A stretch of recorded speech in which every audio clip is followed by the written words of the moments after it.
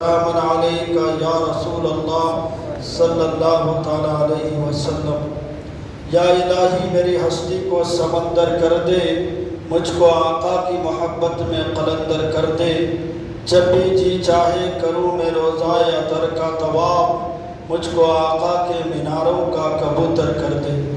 سر دربار الہی میں جھکانے کے لیے، دل ہے محبوب الہی سے لگانے کے لیے، جامِ کوثر لبِ کوثر لیے حوضِ کوثر، حشر میں آئیں گے سرکار پلانے کے لیے۔ محترم حضرات، الحمدللہ ہم لوگ بڑے خوش نصیب ہیں کہ جمعے کی اذان کے بعد خطیب کے خطبہ میں کھرنے سے پہلے مسجد میں حاضر آ گئے ہیں۔ اللہ تبارک و تعالی ہم سب کی حاضری کو اپنی بارگاہ میں قبول فرمائیں۔ جو لوگ یہاں گزشتہ جمعہ نماز کے لیے حاضر آئے تھے، میں نے ایک عنوان شروع کیا بیان کا، نفس کشی اور توازن، یعنی نفس کی کنٹرول کس طرح کی جائے۔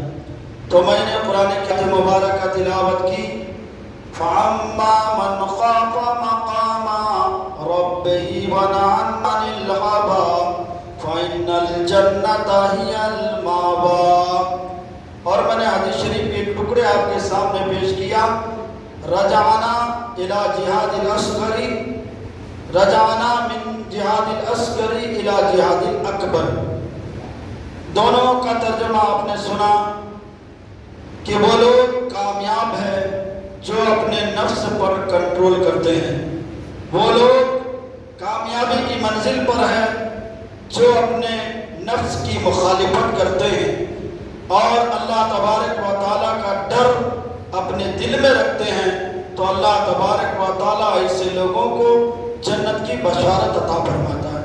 اللہ کا قرآن کہتا ہے، فَأَمَّا مَنْ خَافَ مَقَامَ رَبِّهِ، جس کے دل میں میرا ڈر ہوا اور اپنے نفس کی حفاظت کی، تو بلا شبہ اسے جنت کی بشارت ہے۔ سبحان اللہ، ہم کوشش کریں کہ اپنے دل میں اللہ کا ڈر پیدا کریں، اللہ کا خوف پیدا کریں اور اپنے نفس کی حفاظت کریں، تو یقیناً رب کریم رؤوف رحیم ہمیں آپ کو الحمدللہ دنیا ہی میں جنت کی بشارت عطا فرماتا۔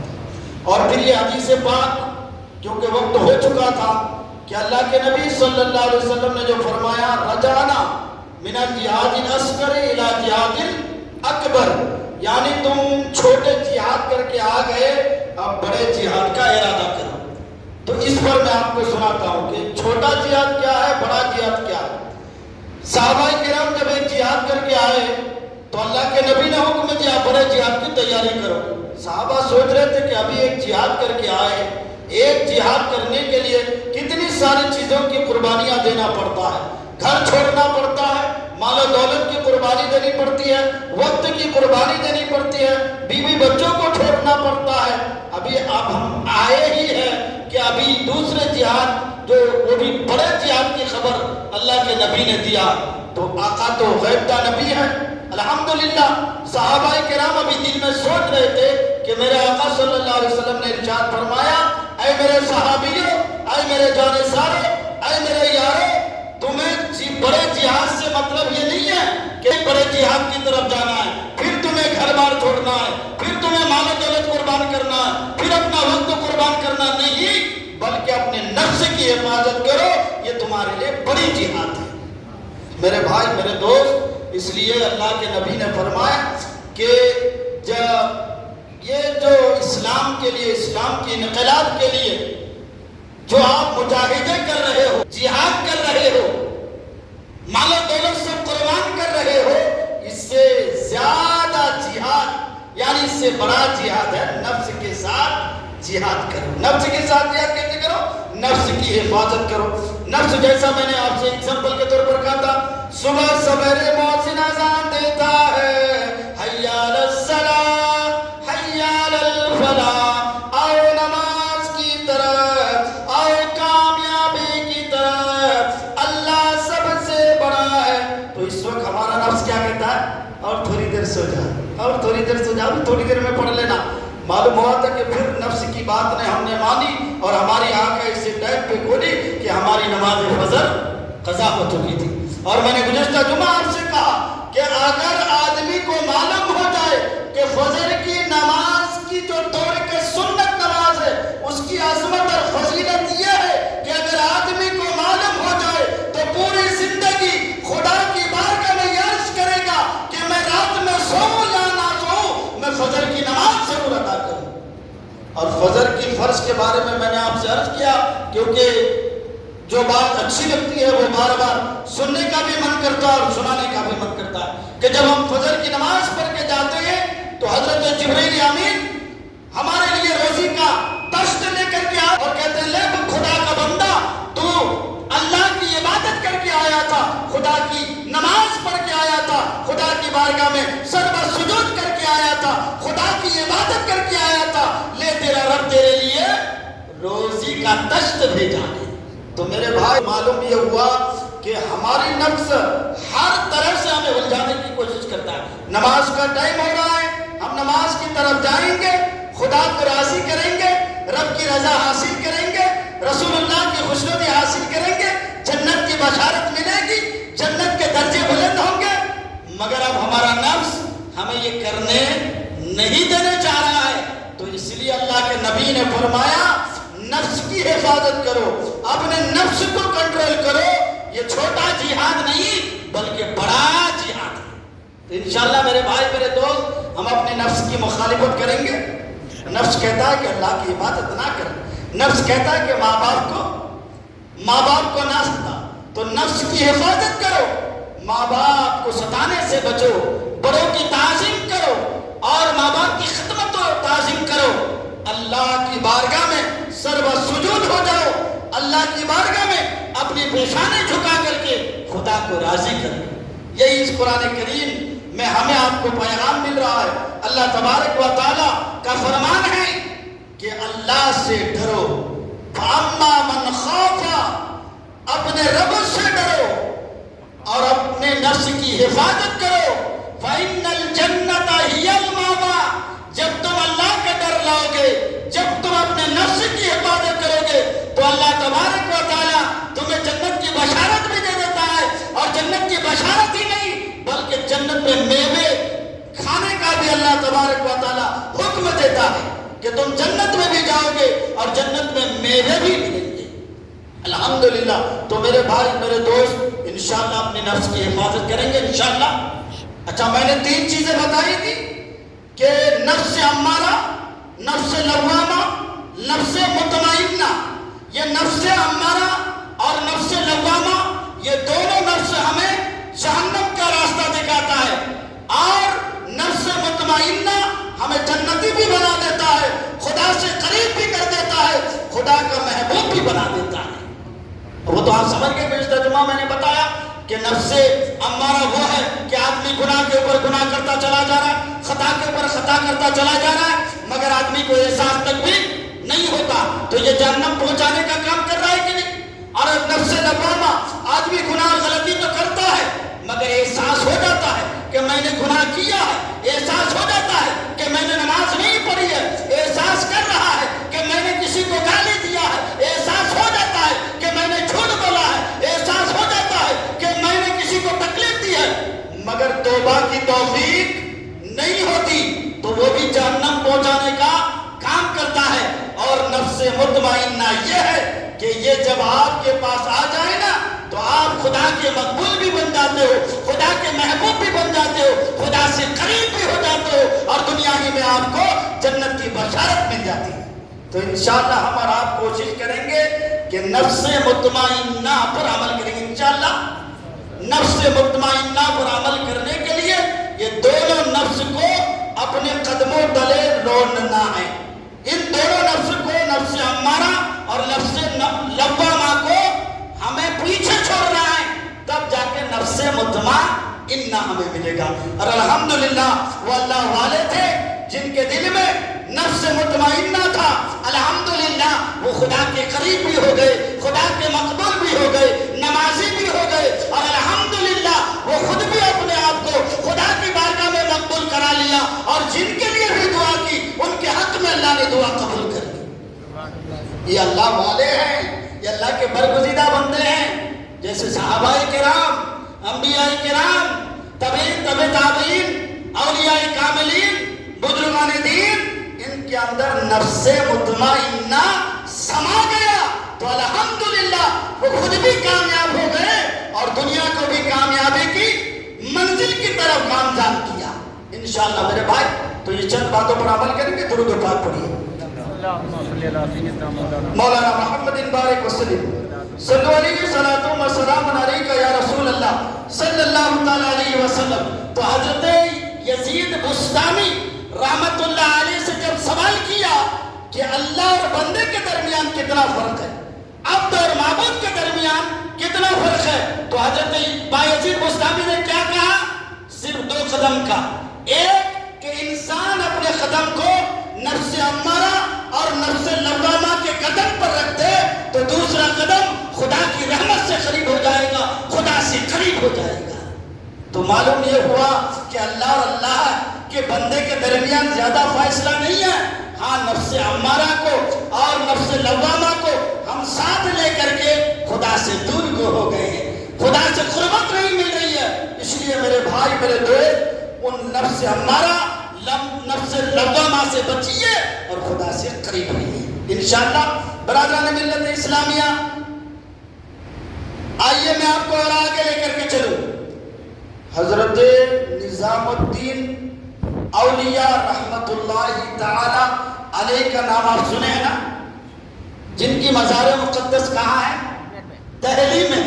نظام الدین اولیاء دہلی میں ہے۔ تو حضرت نظام الدین اولیاء رحمت اللہ علیہ تو ایک بہت بڑے ولی ہیں، خدا کے خاص بندے ہیں، اور الحمدللہ آج بھی ان کا آستانہ چمک رہا ہے، اور جو بھی جاتے ہیں ان کے وسیلے سے خدا کی بارگاہ میں دعا کرتے ہیں تو الحمدللہ اپنے پوری نیک ارادے کو اور نیک تمناؤں کو ان کی دعاؤں کی برکت سے پورا کر کے آتے ہیں۔ تو میرے بھائی، اس طرح سے پورے روئے زمین پر اولیاء اللہ ہیں۔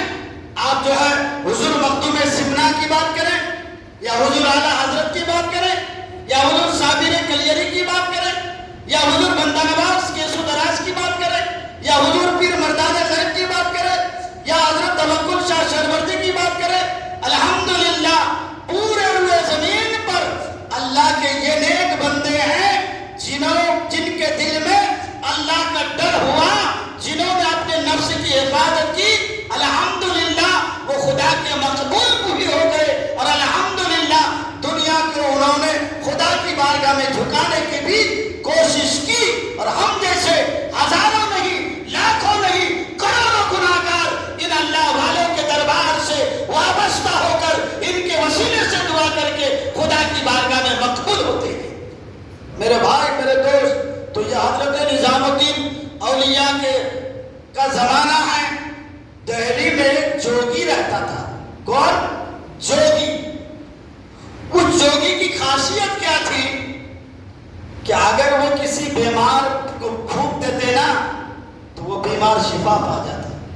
غور کیجیے، ایسے بہت سے لوگ الحمدللہ آج بھی مگر کچھ غلط کرتے ہیں، تو میں ایسے لوگوں سے کہتا ہوں تھوڑا ہوشیار رہیے ان لوگوں سے جو غلط کرتے ہیں، مگر کچھ اللہ کے خاص بندے وہ ہیں تو الحمدللہ آپ کی دعا خدا کی بارگاہ میں مقبول کرانے کی آج بھی صلاحیت رکھتے ہیں۔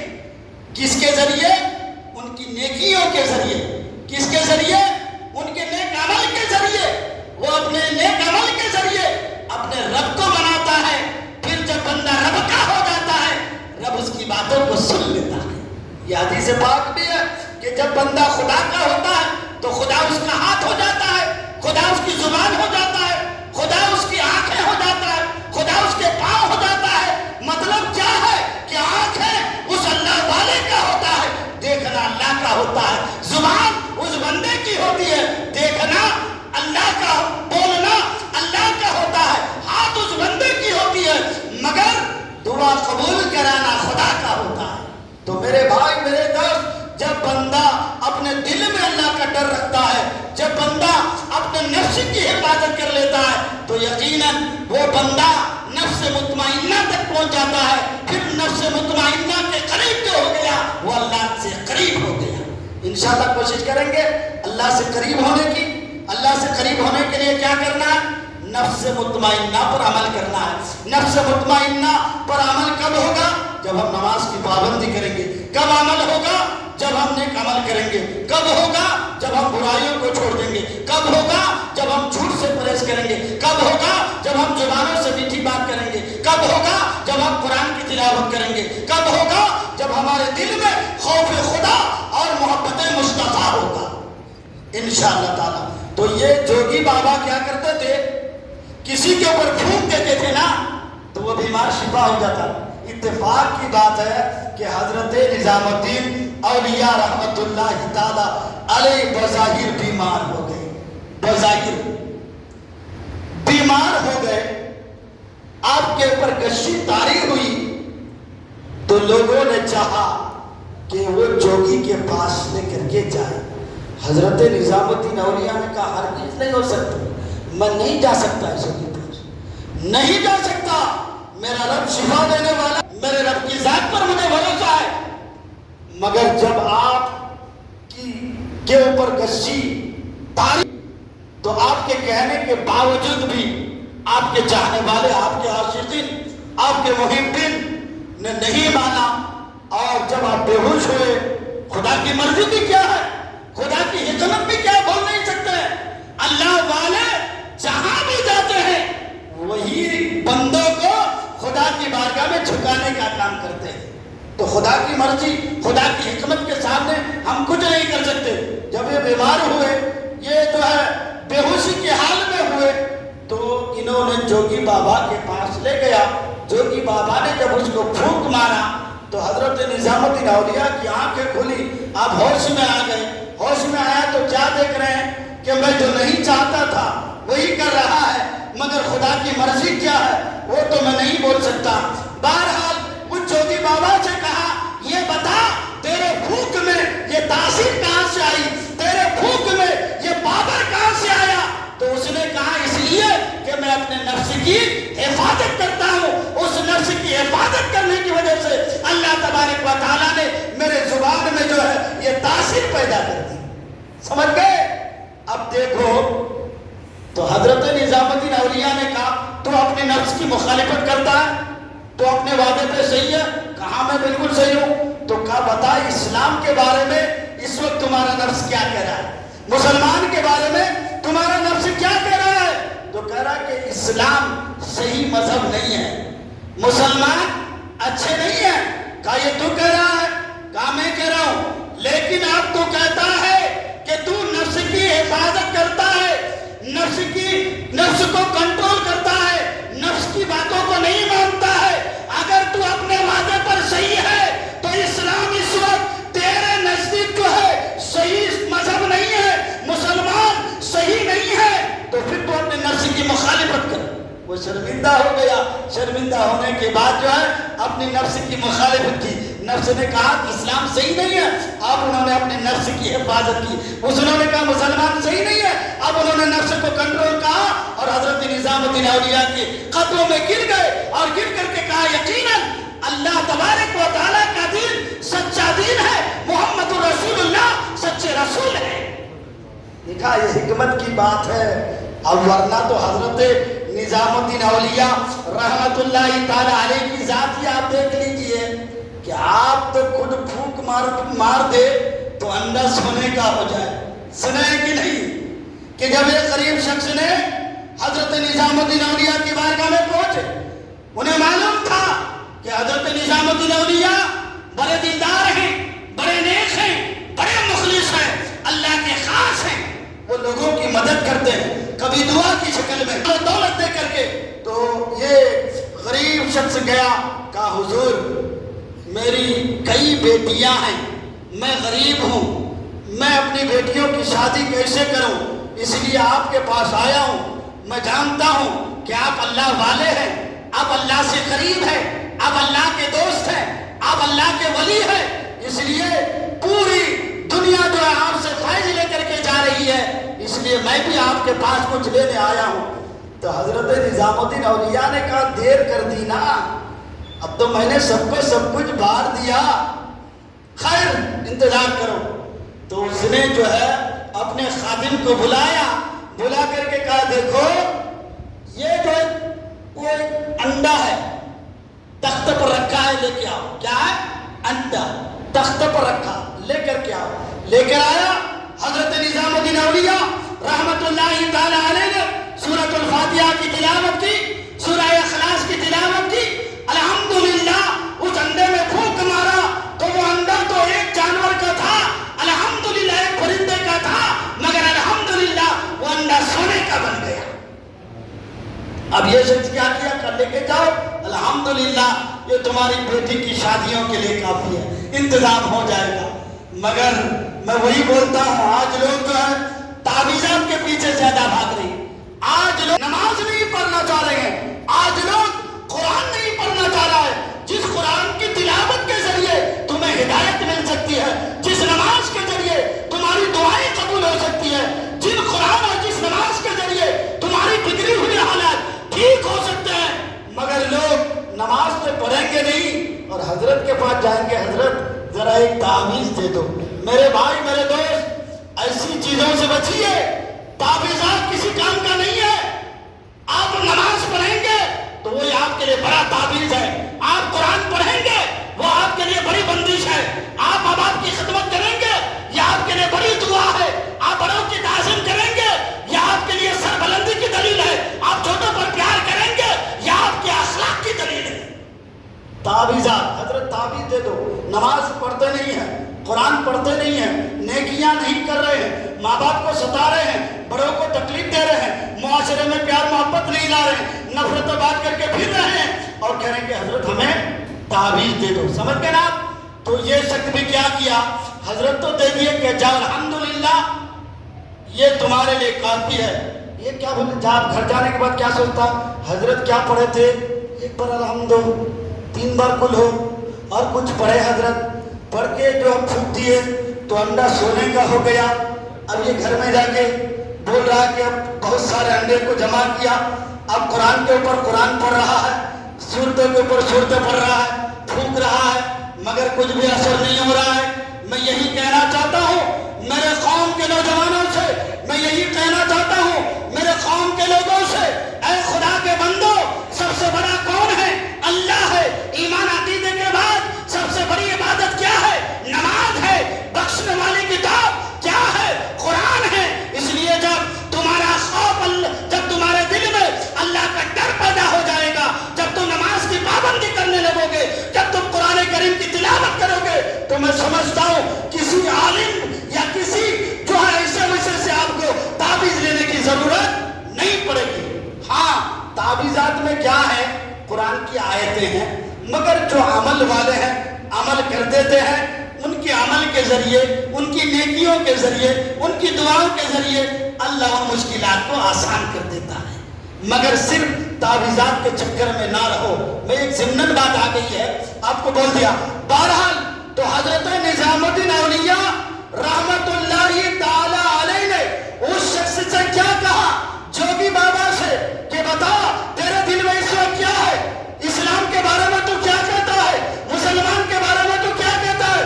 تو جوگی بابا کہتا ہے کہ میں اسلام کا مخالف ہوں، اسلام صحیح مذہب نہیں ہے، اسلام صحیح دین نہیں ہے، مسلمان اچھے لوگ نہیں ہیں، مسلمان کے بارے میں خلاف ہوں۔ تو حضرت نظام الدین اولیاء نے کہا اس کی مخالفت کر، تیرا نفس کہہ رہا ہے نا، اب نفس کی مخالفت کر، تیرا نفس کہہ رہا ہے نا، اب تو نفس کی حفاظت کر، تیرا نفس کہہ رہا ہے نا، اب تو نفس کو کنٹرول کر۔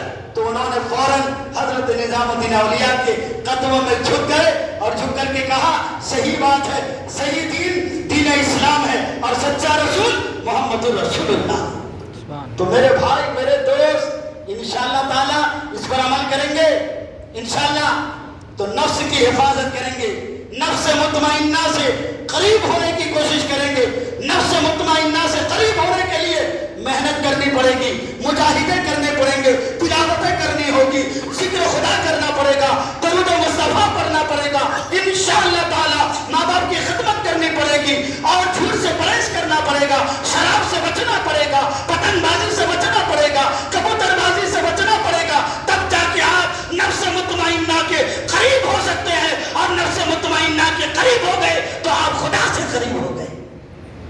اور جس کے دل میں قرآن کیا کہتا وَأَمَّا مَنْ خَافَ مَقَامَ رَبِّهِ وَنَهَى النَّفْسَ عَنِ الْهَوَىٰ فَإِنَّ الْجَنَّةَ هِيَ الْمَأْوَىٰ، جس کے دل میں اللہ کا ڈر ہوا، جس کے دل میں اللہ کا خوف ہوا اور جس نے اپنے نفس کی حفاظت کی تو اللہ تبارک و تعالیٰ اسے جنت کی بشارت عطا فرماتا ہے۔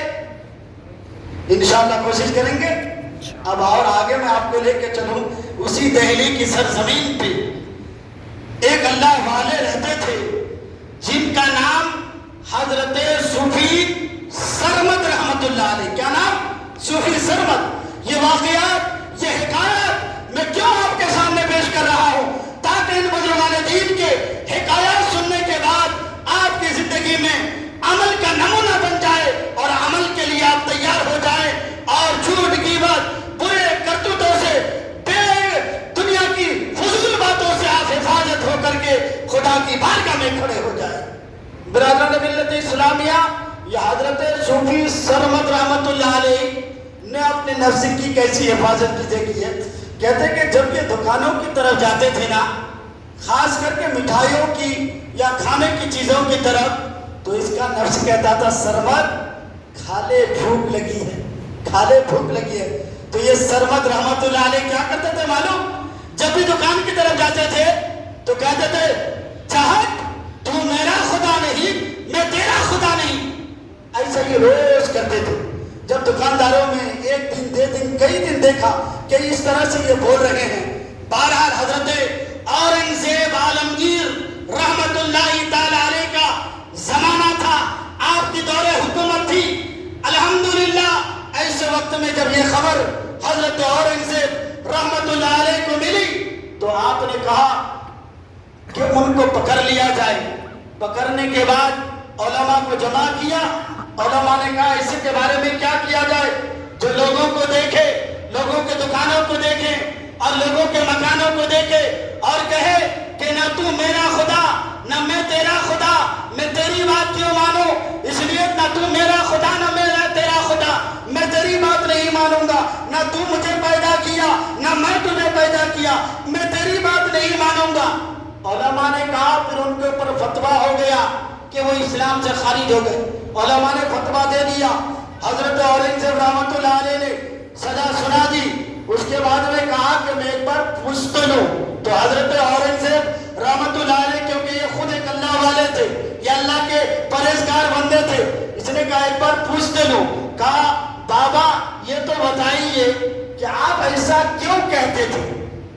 آپ ایسا کیوں کہتے تھے جس کی وجہ سے لوگ آپ سے نفرت کرنے لگے، جس کی وجہ سے آپ کے اوپر فتویٰ ہو گیا، جس کی وجہ سے آپ کو قید میں بند کر دیا گیا؟ آپ کیوں کہتے تھے؟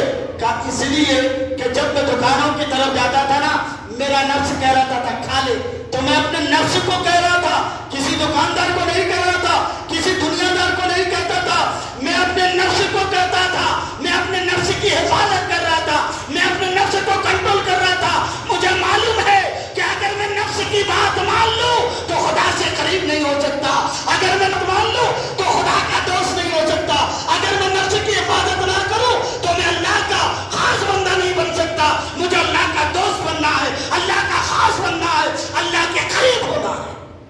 جب یہ بات حضرت نظام الدین اولیاء رحمت اللہ علیہ نے کہا تو اس پر قید کی کوئی بات نہیں ہے، اس پر فتوے کی کوئی بات نہیں ہے۔ پھر علماء کو بلایا، بلانے کے بعد کا معاملہ اس طرح ہے تو علماء نے اپنا فتویٰ واپس لیا۔ میرے بھائی، میرے دوست، ان اللہ والوں کی ان واقعات سے، ان اللہ والوں کی ان حکایات سے ہمیں آپ کو کیا سبق مل رہا ہے کہ آج ہمارا نفس کہہ رہا ہے سو جا تو ہم سو جاتے ہیں، ہمارا نفس کہہ رہا ہے ماں باپ کو گالی دے تو ہم گالی دے دیتے ہیں، ہمارا نفس کہہ رہا ہے نماز مت پڑھ تو ہم نماز نہیں پڑھ رہے ہیں، ہمارا نفس کہہ رہا ہے قرآن مت پڑھ تو ہم نہیں پڑھ رہے ہیں، ہمارا نفس کہہ رہا ہے کہ اللہ کا ذکر نہ کر تو ہم نہیں کر رہے ہیں، ہمارا نفس کہہ رہا ہے جھوٹ بول تو ہم بولتے ہیں، ہمارا نفس کہہ رہا ہے نیکیاں نہ کر تو ہم نہیں کرتے ہیں۔ اس وجہ سے ہم اپنی نفس کی بات مان کر کے، ہم اپنی نفس کی حفاظت نہ کر کے، ہم کنٹرول نہ کر کے، ہم اپنی دنیا بھی خراب کر رہے ہیں اور اپنا آخرت بھی برباد کر رہے ہیں، ہے کہ نہیں؟ بولیے۔ اس لیے میرے بھائی، میرے دوست، نفس مطمئنہ کے قریب ہوئیے، نفس امارہ سے بچیے، نفس لوامہ سے بچیے، جب نفس مطمئنہ کے قریب ہو جاؤ گے تو یقیناً اللہ کے محبوب ہو جاؤ گے اور اللہ کے دوست ہو جاؤ گے انشاءاللہ۔ آئیے بات اور تھوڑی دیر آگے آؤں، ایک بار درود پاک پڑھ لیجیے۔ محمد بارک وسلم صلاۃ و سلام علیکہ یا رسول اللہ صلی اللہ تعالی علیہ وسلم۔ یہی حضرت بایزید بسطامی رحمت اللہ علیہ، جن کے بارے میں آپ نے گزشتہ جمعہ سنا کہ یہ وہ ہے جسے دیکھ کر ہدایت مل جاتی ہے۔ ایک خدا کے بندے کو دیکھ کر ہدایت مل جائے تو وہ خدا کا بندہ خدا کی بارگاہ میں کتنا مقبول ہوگا، کتنا قریب ہوگا۔ برادران ملت اسلامیہ، حضرت بایزید بسطامی رحمت اللہ علیہ کو کہیں کی دعوت، اور دعوت کرنے والے بھی بڑے سرمایہ دار تھے، بڑی عزت و وقار والے تھے، بڑی شان و شوکت والے تھے۔ ہم اگر کسی اسٹینڈرڈ اور بڑی شادی وغیرہ کی محفل میں جائیں تو ہم سوچتے ہیں نا کہ اچھے اچھے لوگ ہوں گے، اچھے کپڑے پہن کے آئیں گے، اچھے لباس پہن کے آئیں گے، تو ہم کوشش کرتے ہیں کہ نہیں کہ ہم بھی اچھا لباس پہن کر کے جائے، کرتے ہیں نا، اور کرنا بھی چاہیے، اس لیے کہ انسان کو اپنے ماحول کے مطابق کام کرنا ہے، مگر نفس کی حفاظت کر کے، نفس کو کنٹرول کر کے، نفس مطمئنہ سے قریب ہو کر کے۔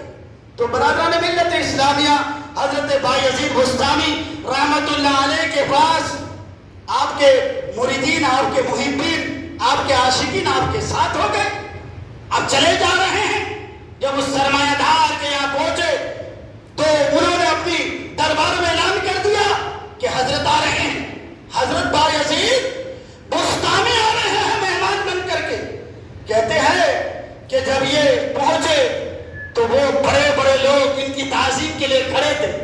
اب اس کے نفس سے اب کیا کہہ رہا ہے؟ دیکھ بایزید، تیرے لیے سرمایہ دار کھڑا ہے، بایزید دیکھ تیرے لیے کتنے لوگ کھڑے ہیں۔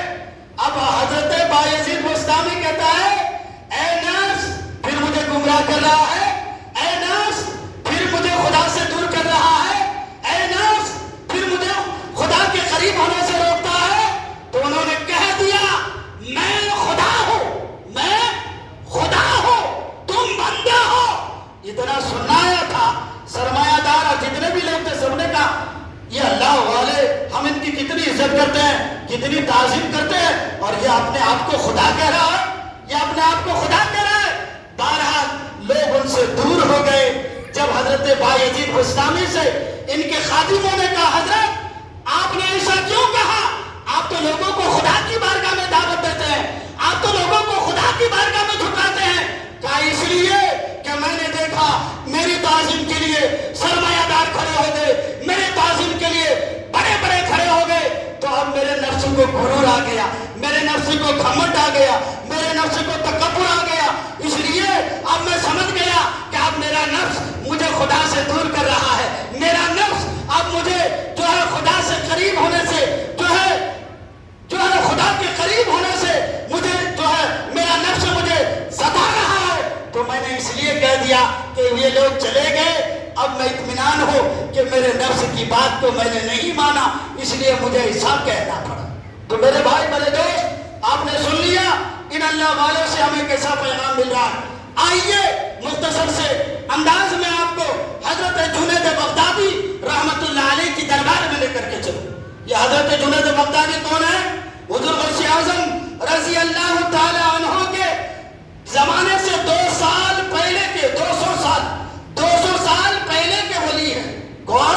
حضرت جنید بغدادی رحمت اللہ علیہ۔ اور ان کا مزاج کیا تھا معلوم؟ یہ لوگوں کو جو ہے دریا پار کرتے تھے نا، تو کس طرح اپنا مسلح بچھا دیتے تھے اور لوگوں کو کہتے تھے کہ سوار ہو جاؤ۔